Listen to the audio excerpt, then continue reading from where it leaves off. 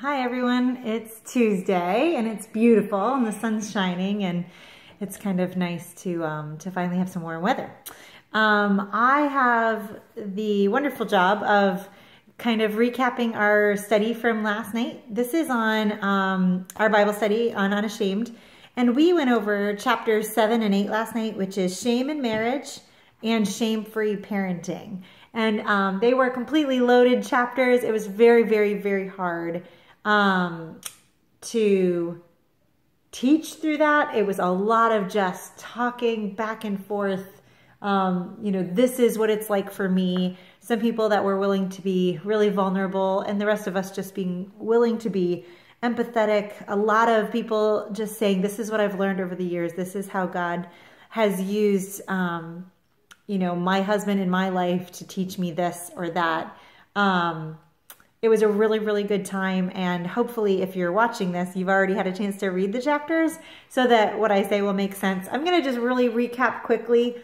Honestly, the chapters were laid out pretty clearly, and it's pretty easy to follow along, and a lot of what happened last night in Bible study was kind of a personal nature, and so I'm not going to recap any of that here. So we started with chapter 7, which was shame in marriage. It kind of came out how similar this chapter was to social shame, and how I especially felt that there were some direct correlations. So the definition of social shame is when you feel ridiculed or excluded by a person to which you want to belong. And that's kind of the ultimate of what our marriage relationship is to be. We are to belong. We are two people that have come together and become one in Christ. The other thing that was noted, and I felt that was really well noted last night, was that our marriage is to be a picture of Christ to the church. So there is no shame there, or at least there shouldn't be any shame there. Christ died for us to forgive us and to eradicate that shame. And our marriages should be that same way. So she has some very practical ideas in the chapter. And again, I really encourage you to read through it. I really encourage you on your own, and even maybe with your spouse if you're married, to read through the questions and kind of look at them together. But she poses a question that I posed to the study, and that was, so what is your marriage like? Has it been a source of shame or a source of shame's healing? And then she actually goes on and says, this is a little bit more personal now. Where have you been a source of shame or of shame's healing in your marriage? And I think we were all a little convicted about that in different ways. And I think a few of us kind of shared some things that over the years we've realized, not meaning to, that we're making it hard on our spouses or causing them shame in different areas. But then we really made a point to look at ourselves. And I think that's really important. She also brings that out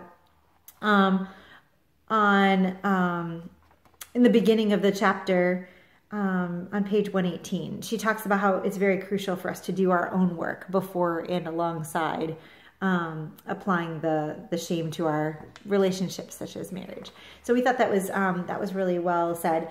So she gives 3 easy steps to identify shame in your marriage. But basically saying the first thing we need to do is acknowledge it. So once you find it, you need to call it what it is. You need to acknowledge that this is what it is. And then own the ways that you have put shame on your spouse. So admit it, own it, try to come clean with that. I actually noted something here on the bottom of 125, but so if we are on the bottom of page 125, she says, when you're filled to overflowing with the fullness of God, there is little room for fear or for shame, because God's perfect love drives them out. And I felt like that was a really good way to recap, I should say, kind of this idea of shame in marriage. The third step was to join with your spouse to be a part of shame's healing. And I think that that's really important. I know everybody's different, but to an extent, having that conversation about it and making sure that you're on the same page, and that forgiveness is asked for and given if it needs to be, so that there can't be any shame attached to that guilt. So that's what we did. We actually went through a little bit more. There's a lot of case studies in this one, as you can imagine. But again, it was of a very personal nature. So reading through that, definitely, I would suggest that.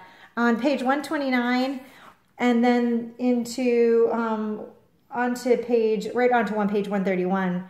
Actually, she gives just some, helpful, we should be doing this. And we touched on these a little bit, but be on your spouse's side no matter what. So we're a team. We're on the same team.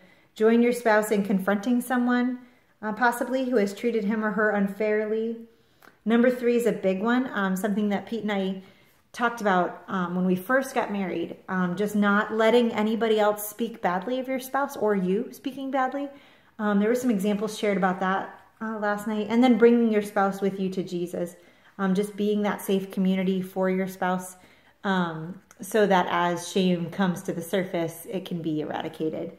So I felt like that was really good. Of course, 1 Corinthians 13 was cited a lot in this chapter and in the next chapter. Just what does love look like? Perfect love. God's love casts out fear. Shame is often rooted in fear. So those were just a few of the things that we mentioned about the marriage chapter. So, okay, that was only 6 minutes. So hopefully I can get the rest done in 4. So the parenting chapter, I speak as a fool as I talk about this. This is where I live right now. And I appreciated so much that she tipped her hat at the very beginning of the chapter to this and just said, my question is it possible? Is shame-free parenting possible? And even her answer is yes and no.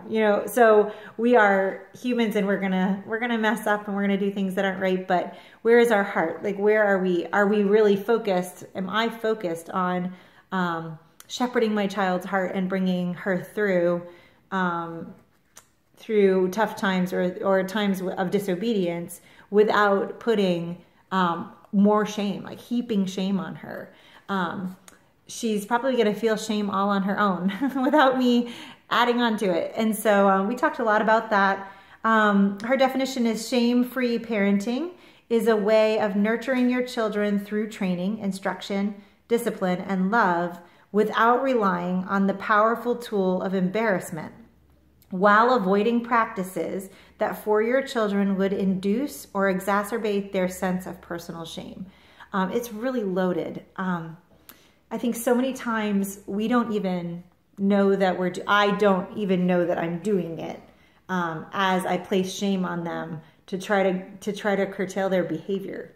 So to be honest, we've been living here for a few weeks with one of ours, and there's some things that we're working on, like every family, and I would love to see choices made that are right and good, but really guarding myself against shaming her because she's not making that choice yet, and instead reaching to her heart and trying to point her back to Christ.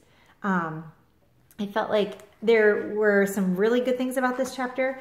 I'm sure there were some things that were missing too. We had a lot of discussion about this chapter, but discerning the patterns of shame-based parenting, on page 139, she gives a very clear list of things, like how often do you delight in your child? Do you discipline your child publicly or privately? So even just when that conversation needs to happen, pulling them aside, not in front of siblings even. When you correct your child's misbehavior, do you identify the act separate from who he is? The difference here would be saying, what you did was wrong. The choice you made was wrong and not, you were bad. You're a bad person. Why can you never get this right? Things that we've all wanted to say. She has an awesome little chart here on page 140. I'll just show it to you. But it's like all these things that you might say. And in one of them, she said, this phrase, don't act like such a baby. And she says, just bite your tongue and say nothing at all. So yesterday I was in the car and there was some discussion, and I got to my destination and I texted my husband and I said, I kept my mouth shut the whole time. I kept my mouth shut. So sometimes we have to learn that as well.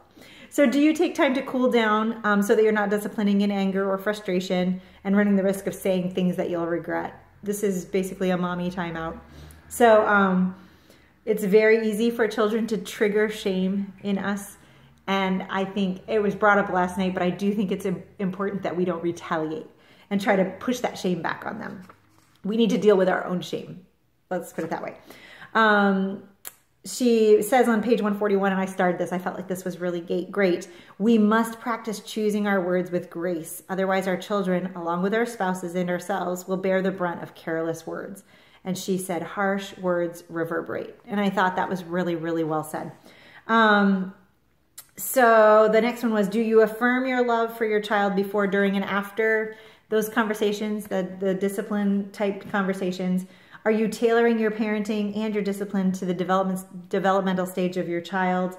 Do you acknowledge and empathize with your child's feelings? This was a big one for almost everybody in the group. We all kind of felt like maybe that's something that we lack doing, and therefore put shame on them without meaning to. I had an example of that, but I'll leave that. So the other, you know, she talks about like kind of important phrases like, tell me more, instead of, you know, cracking down on something they say, just say, kind of keeping it open. And the one statement she made that I thought was very good was, connection expels the isolation in which the shame thrives. So when we're connecting with our children and understanding them, there is less likely a chance of them having shame over those things. She goes on just saying, you need to know your child and you need to know yourself. I feel like that's really important.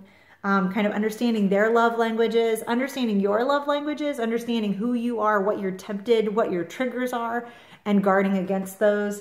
And then she has some really great action steps. So if this is where you're living, I really suggest you go through it. Even the questions at the end, really kind of sitting there and letting yourself kind of soak in it and figure out where God wants you to go from here and what he has for this step in your parenting. And again, I'm speaking as a complete fool because this is the chapter that I'm living in right now, and trying very hard to grow in, and watching God do that, which is awesome. Another thing that kind of came out to me through this chapter, she went through Colossians 3, verses 12 and on to chapter 14, and talked about the different things that we're supposed to be putting on: compassionate hearts, kindness, humility, meekness, patience, forgiveness, and love. And I took all of those and just wrote them out, wrote definitions out. That was really helpful for me. If this is what God's calling me to be like, and I'm not being like that, then there is much more of a chance that I'm putting shame on my child, or even that I am taking shame or holding shame because of things that are happening, and I shouldn't be doing that. So those were really good as well. I felt like grace covers all of this chapter. You know, if we can remember what God has done for us, we're going to be much more likely to hand that off to our children. Okay, I'm way over time. 13 minutes, 20 seconds right now. I'm supposed to be keeping it to under 10 minutes, but now, legitimately, this was 2 chapters, so give me a little grace, right? So anyway, I hope that that's been helpful. It is just a basic recap of the 2 chapters. There's definitely community is needed for these 2 chapters, I feel like. Especially in your marriage. Obviously, it's you and your husband coming together, working these things together. And then with parenting, the same way. I really feel it's a joint effort between you and your spouse, but it also has a lot to do with people around you and getting the support that you need in your safe community. So I hope that that's helpful. For next week, if you are planning to be there, we have 1 chapter left, chapter 9, Shame and the Church. And we are actually going to meet at the Barbaros house for that meeting. So if you're watching this and you're planning on coming, that meeting will actually be at Jeremy and Karen's. And hopefully we're going to have a little bit of refreshment while we have our last Bible study. So God bless you. Have a great week. I hope you're all well, and we'll talk soon.